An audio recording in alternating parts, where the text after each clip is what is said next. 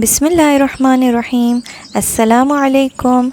मैं एक home chef हूँ और मैं आपके साथ अपनी रेसिपीज़ और टिप्स एंड ट्रिक्स शेयर करती हूँ, ताकि अगर आप घर से काम करना चाहते हैं तो आपको गाइडेंस मिल सके। आज की वीडियो में मैं आपके साथ अपनी बेस्ट सेलर कबाब की मेकिंग शेयर करूंगी कि मैं किस तरह से उसे घर में प्रिपेयर करती हूं, और थोड़ी बहुत चिट चैट भी करूंगी आप लोगों के साथ। और आप लोग मुझे कमेंट्स में लिख के बताइएगा कि आप क्या देखना चाहते हैं, कौन सी चीज़ें सीखना चाहते हैं, कौन सी रेसिपीज़ देखना चाहते हैं।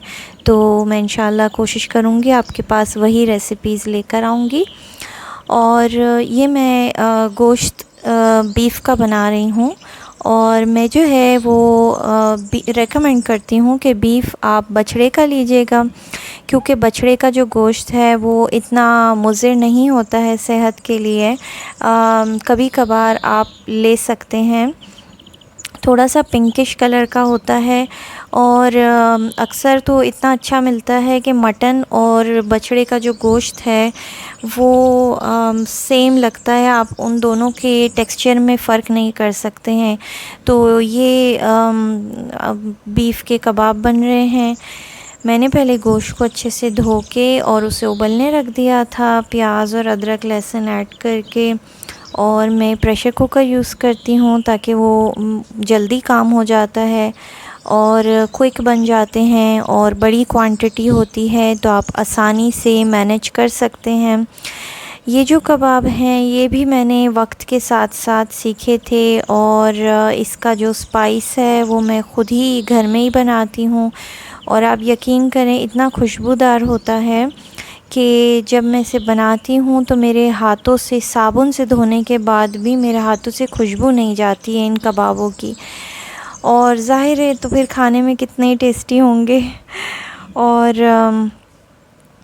इनको सब चने की दाल, और फिर मैंने गोश्त पका के और दालों को डाल के और मैंने उन्हें भी उबाल लिया था। अच्छा, एक टिप मैं यहाँ पे आपके साथ शेयर करूँगी कि जो मैं कबाबों को, ये जो दालें मैंने जब डाली थी ना, तो उसमें जोश बहुत आता है। तो जब हम प्रेशर कुकर यूज़ करते हैं ना, तो फिर वो विसल से बाहर की तरफ उसका जो झाग है वो निकलता है। एक ये रीज़न होता है, और दूसरा ये रीज़न होता है कि पानी की क्वांटिटी कबाब में कभी ज़्यादा रह जाती है, कभी गोश्त सख्त रह जाता है, कभी दालें ज़्यादा गल जाती है। तो उसकी टिप मैं यहाँ शेयर करूँगी कि ये जो दालों को हाई फ्लेम पे डालने के बाद अच्छे से उबालना है, इतना उबालना है कि पानी जो है वो दालों के बराबर रह जाए। अभी आप देखिएगा, मैं आपको बताऊँगी। ये देखिए, उबाल के इतना पानी रह जाना चाहिए। और फिर इसके बाद मैंने से विसल लगा के और एक विसल दिया था, और फिर मैंने ढक्कन इसका नहीं खोला था जब तक ये अपने आप, इसका जो प्रेशर है वो अपने आप निकल नहीं गया। फिर इसके बाद जब मैंने खोला था तो मेरे पास एग्जैक्ट पानी भी नहीं बचा था और दालें भी गल गई थी।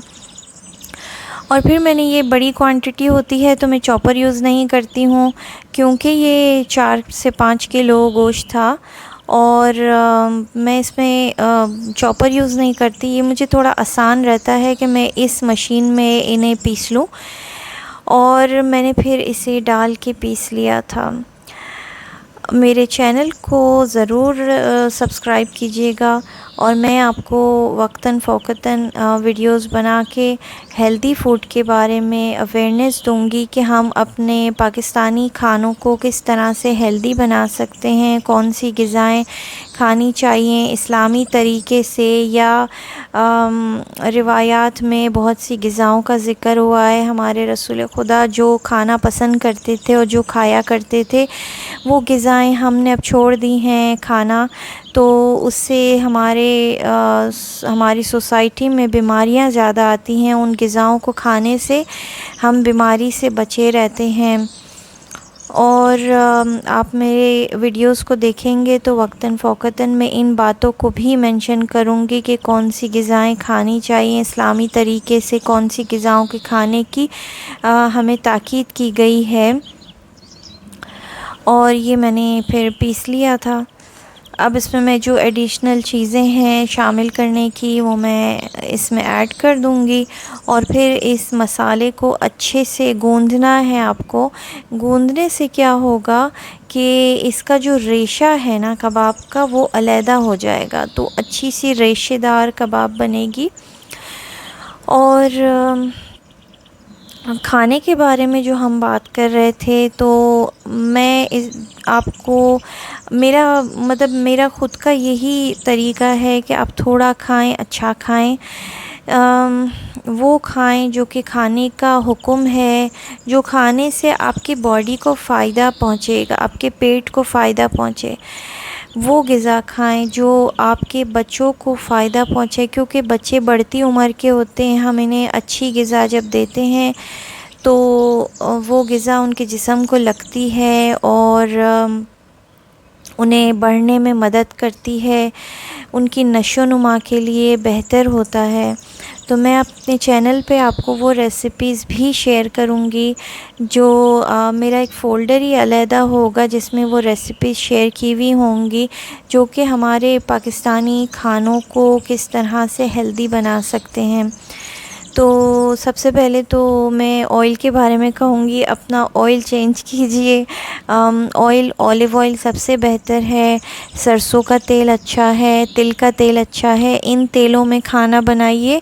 नॉर्मल जो बाज़ारी ऑयल होते हैं उससे कोशिश करें अपने घर ना लाएं, ना बनाएं। इन तेलों में खाने बनाने से आपकी इम्यूनिटी बढ़ती है, बीमारियां दूर रहती है, बच्चों की नशो-नुमा अच्छी होती है, बहुत सारे फ़ायदे हैं। और बस मैंने उसकी गुंदाई कर ली थी कबाब की, और बस फिर मैंने जल्दी जल्दी इसकी कबाब बना ली थी। और देखिए, और फिर इसके बाद मैंने इसको कबाबें बना के सेट करती गई। जब सारी कबाब बन गई तो मैंने इसे फ्रीज़र में असेंबल कर दिया था, ताकि ये अलहदा-अलहदा सारी फ्रीज़ हो जाएं। और जब ये फ्रीज़ हो जाती हैं, सारी हार्ड हो जाती हैं, बर्फ़ बन जाती हैं, तो मैं इसे एक बैग में डाल के रख देती हूँ, ताकि ये फिर मेरे पास फ्रीज़र है तो मैं उसमें बैग में डाल के रख देती हूँ, तो वो सारी जमी हुई ही रहती हैं। तो ये तैयार हो गई। मेरे चैनल को ज़रूर लाइक कीजिएगा और सब्सक्राइब कर दीजिएगा। चलती हूँ, अल्लाह हाफ़िज़।